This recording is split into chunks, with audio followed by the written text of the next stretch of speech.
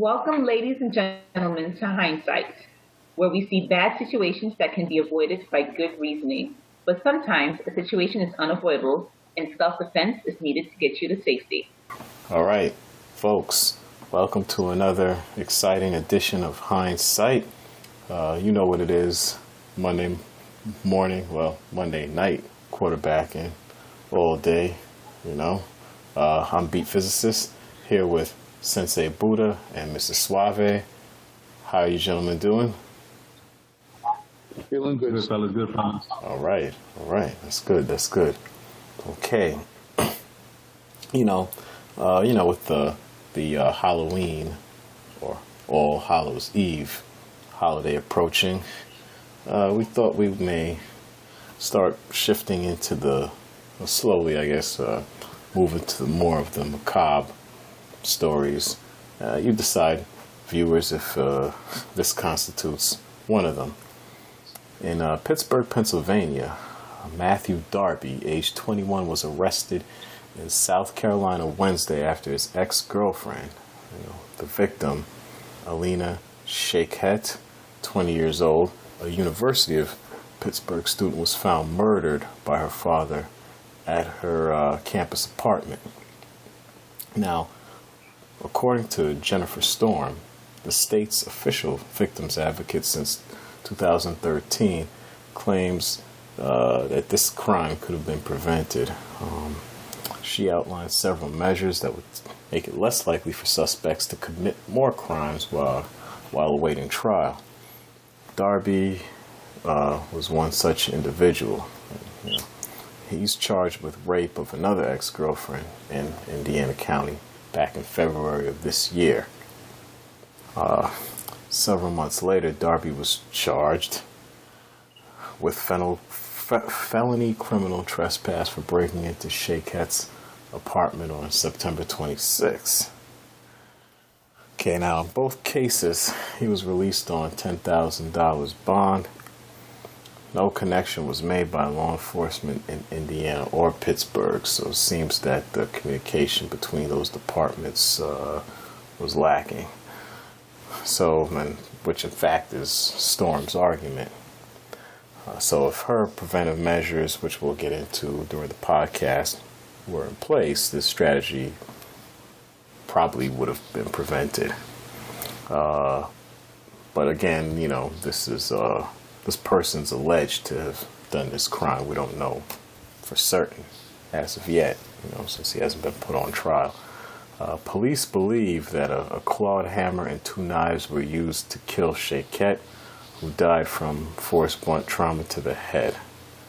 So, this is another sad case, but Mr. Suave, you want to go in? Beat Physicist, as always, thank you for the intro. Nice melancholy flow that you welcome all our listeners to on the show. We love it.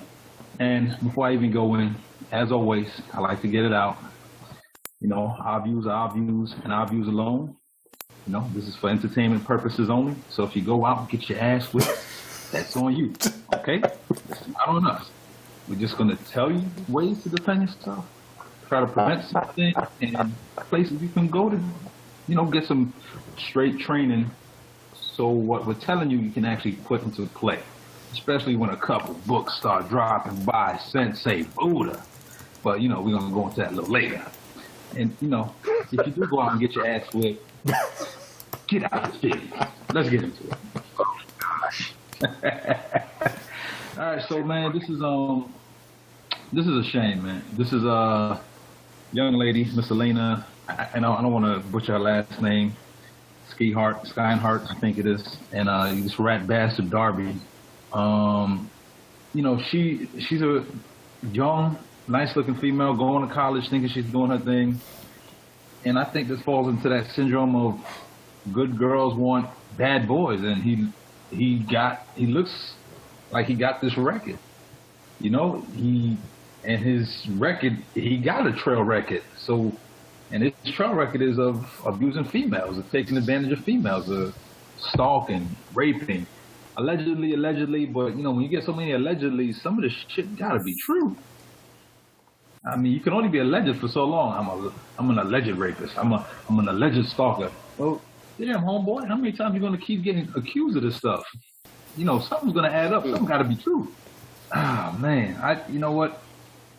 He was out on a bond or two, and she had restraining orders on this dude, because, you know, he was already abusive towards her, was already stalking her, broke into an apartment, you know, so there was steps in play that should have kept her safe. And I know on the pre-show, on the pre-notes, Sensei Buddha said, man, how come she's staying off campus, but how come with these stalking claims, maybe her parents, who might have been paying for the apartment, wasn't notified, so they could have had a heads up, like, hey, what the hell is going on here? Maybe I need to come down and keep an eye on my daughter, on my child, or what are the authorities or security doing to keep my child safe? You know what I'm saying? I remember when I was working with you know, we were dealing with international stuff in my field. You know, after 9/11, law enforcement agencies, state, county, federal, they created an act. I can't recall the name of it, and that's back from 2000. And we're in 2017 now. They created an act so information sharing between law enforcement agencies is simple and easier. This shit should have never happened. Where she put these papers on this dude, it should have automatically hit that, hey, this dude is on charges for allegedly assaulting his other ex-girlfriend. So he has a pattern. He got a pattern. So why is he out here still being allowed these freedoms and to go ahead and go commit more felonious, crazy crimes? And now look what happens. Unfortunately, poor young lady lost her life in a brutal way. With what was it? With a couple knives and a hammer? Was it beat physically? Yeah, that's correct. It says that the police believe that a clawed hammer and 2 knives. A clawed hammer. So you know what? Something usually when you look at crimes and the crime scene detectives, when they look at murders, when you get that up close and personal, a lot of times it's like a crime of passion. So this dude was like, damn, I can't get it no more. I done abused it already. I don't want nobody else to get it. I'm gonna make sure nobody ever gets it. And that's what his mind state was. This dude is a fucked up individual. He should have not been roaming, and he had 2 $10,000 bonds. We talked about bonds already a lot, fellas. You know, that bond is probably 4 or 5%, depending on what state you are. That was only a couple hundred or maybe $1,000 to $2. That's not much to get this person out, you know. His grandma, his mama, homeboy put that up for him so he could get out free. Now he's up to no good again. Unfortunately, he finally upgraded to petty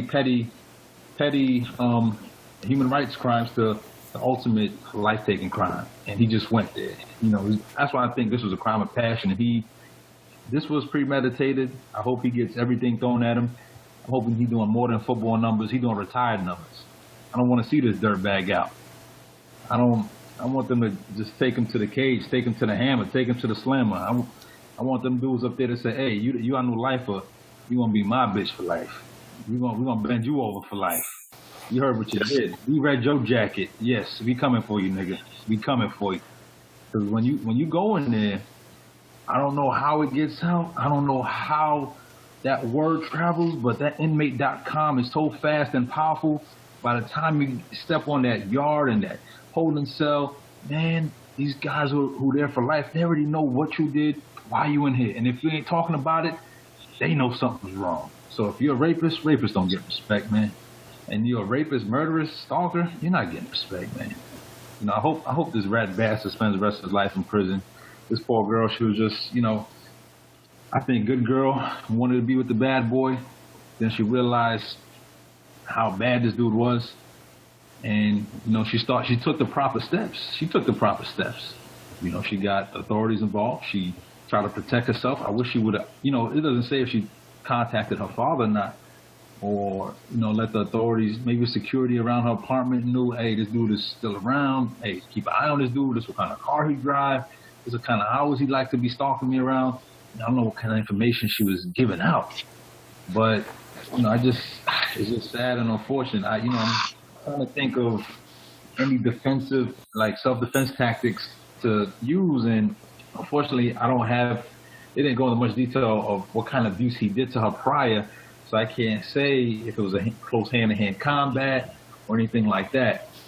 But in a case like this, where he's excessive, he's just attracted to this person, and he's addicted to this person. He's not letting him go. Like Sensei Buddha says in a couple previous podcasts, sometimes that we don't acclimate it, or we're not a proponent of it, but sometimes a stopping power level of force is the best defense, and that would have kept her alive. Sensei Buddha, all you, brother. Thank you very much for that, Mr. Suave, and I agree with you 1,000,000%. And Beat Physicist, thank you very much for giving us that intro and synopsis of the story tonight. I think I can say this has got to be a parent's worst nightmare. This young lady, she most definitely tried to get out of the relationship.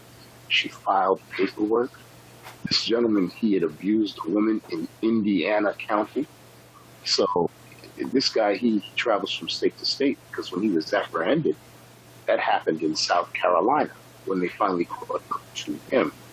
A couple of things. I personally believe that the father was notified, that he was informed. And to me, if you are a father or a concerned good mother, hey man, I know that you put your money out there. Child is going to the University of Pittsburgh. I know that that's going to be expensive. I know. But you know what? You got to call in the troops. You got to fly out there. You got to do a complete and utter withdrawal from your child. Your child must be withdrawn immediately. You can have all the visions of your child graduating and all this other wonderful thing. But when you're dealing with somebody, this guy, remember, back in February, he was charged for allegedly rape and assault. He has a history of showing up, popping up unannounced. He breaks, trespassing, warrants, all of that. Now, flash this forward, he's dealing with this young lady right here. He kept the same MO. She called it off, and as she had said in the report that was filed, that he was possessive, he was jealous, and he was stalking her. Jennifer Storm, she's an advocate for victims in Pennsylvania. She had several steps to help police to link up people who are offenders.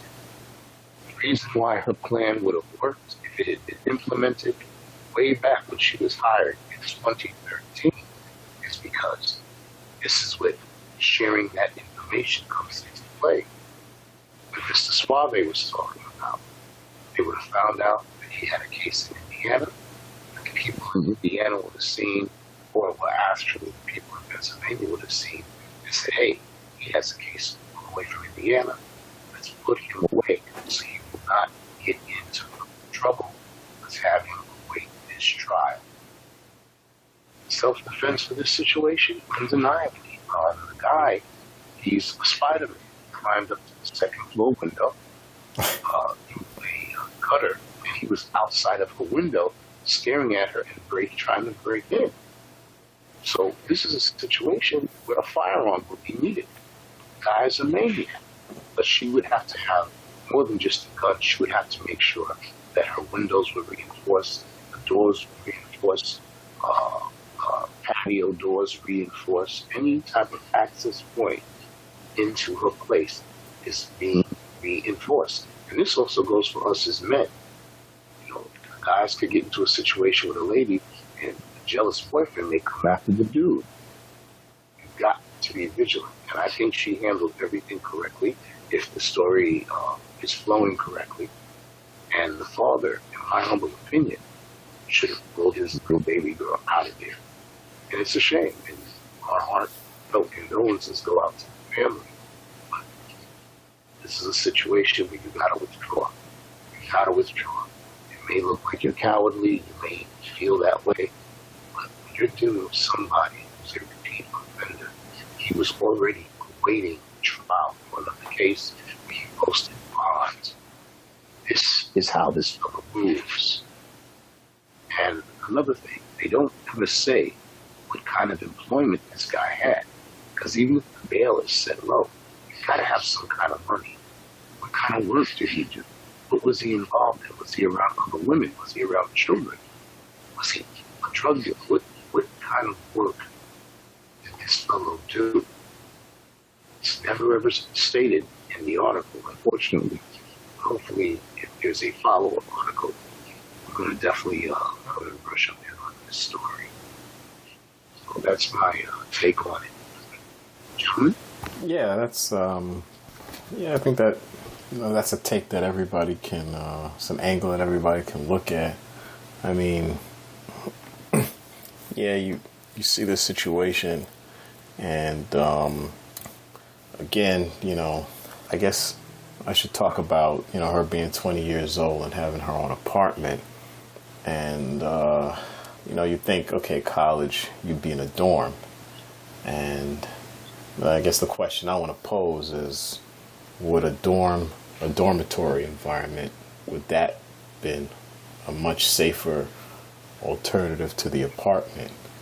Because of, in a dorm, you have all these roommates, everybody's sharing, bathrooms and stuff like that.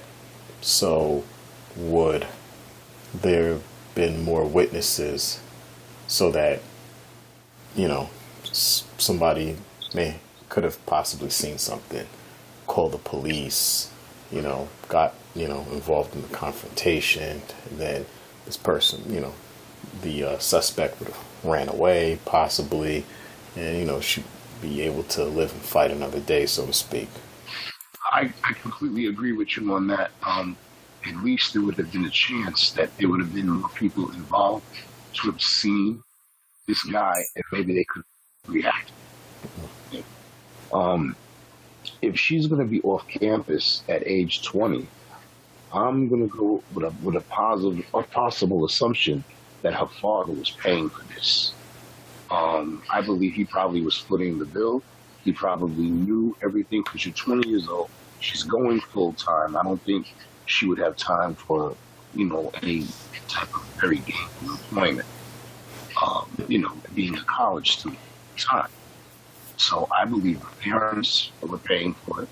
And if she was speaking to her father, I don't know if he knew all the details. I know me. I'm not a father yet.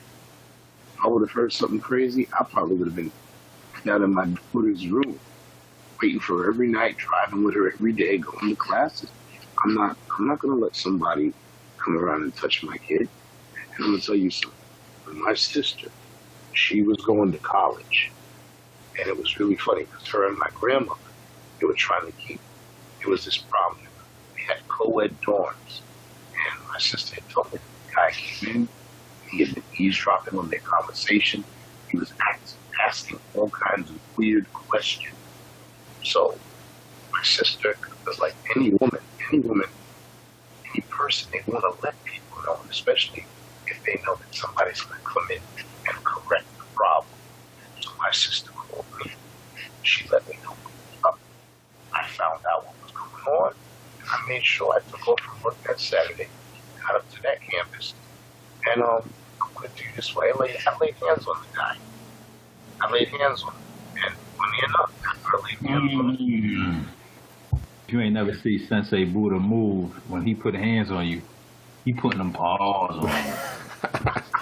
Well, hold on a second. How long ago was this? Let's make sure that the statute of limitations is over on this alleged. Sir. This is just hypothetically speaking, past events, and there's no dry snitching here, sir. So please. Right. Because I didn't even say the college, and I didn't say the guy, but when I confronted him, and he was a good sized guy, he was my size, and when I grabbed him up, he was so surprised. The fear it was swelling up in his eyes, And I let him know, look, if you ever touch, if you never, well, he never touched my sister. But I said, look, if you ever do any of that freaky stuff, you want to ask us some crazy questions, you want to eavesdrop, she's going to let me know and you will see me again. And my sister had smooth sailing all the way to her graduation day, brother. After that. So, yeah, so that's that. I'm going to tell you, I'm completely for obeying the law. I love to see good law enforcement officers. I believe in obeying the law down to the last letter. But when you got people that they've convinced themselves that they're maniacs, they got to have their way, and they're going to do whatever it takes to get what they want, you got to call on something higher, man. This is why we train in the martial arts. People try to say, oh, yeah, you train in the martial arts because whatever, you ain't got nothing better to do. They make up all kinds of excuses. But we have a saying, those who cannot defend themselves, they own nothing, not even their own life.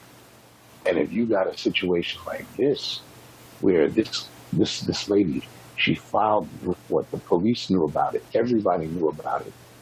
Jennifer Storm, the state victim advocate, knew about it, had things implemented, could have stopped it. And that means you got to become the gun. You got to stop it. And this, I'm speaking from experience. This is not a lie. When I went up there to that campus, I signed my name in there. Everyone knew who I was. And when I went to that campus and I saw my sister, I said, where is he? She was like, he's right there. Snatched that dude up. And I saw it in his fist. I said, yeah. I said, you messing with my sister. I'm a brother. And we both knew right then. The Paw Patrol came out. That's just what I heard. The Paw Patrol came out. That's, you know what? That's Sensei Buddha's new nickname. Paw Patrol. If you get them paws on you, boy, I tell you something. Yeah, man. But yeah. We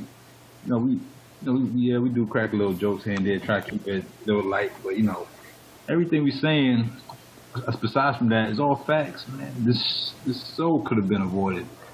So unfortunate. Just so tremendously, I almost want to say incompetent on some parts that this wasn't prevented. And when there was steps in place, things in place to keep this poor person, poor lady, or anybody who might run into the same situation from having this happen to them, having this happen to another family member, having them have to deal with this. Who wants to deal with this? Yes. I mean, there's a saying that we go by. People die every day. And you could chop that up in so many different phrases as you want to say it. But to find out about someone you care about, you love, you feel for, your brother, your sister, best friend, home girl, college roommate, sorority sister, sorority brother. What say you? Whatever it is, and in such a violent fashion. When steps were in place to protect people, victims, from these predators, and the predator still was able to slip through the cracks and continue his crime spree, it's a travesty, man. It's complete, utter shame, and I think the system did fail this poor young lady here, and all goes out to her, R.I.P. and her family, and it's a shame. Yeah, absolutely. Again, our heartfelt condolences to the family. And, hopefully in the future, the state can, the victim advocate Storm can really solidify, this or help solidify the process for this communication barrier between the states and the law enforcement. Well, that being said, I think we should wrap it up here. Folks, thanks for riding with us. The email is thehindsight@gmail.com. That's THEHYNDESITE@gmail.com. Twitter is @thehindsight, same spelling. We've got an Instagram page now. Instagram. AKA IG. That's _Hynde_sight. Yeah, we got a YouTube channel where you can see demonstrations by Sensei Buddha. That channel is popping. That channel is Oh, popping. yes. So, come check us out on YouTube, Twitter, Instagram, Facebook. I think it's going to be coming soon too. Yeah, let us know. And what's that they say on YouTube all the time? Like, subscribe, comment. If you like, dislike, whatever. Just let it. Troll. Yeah.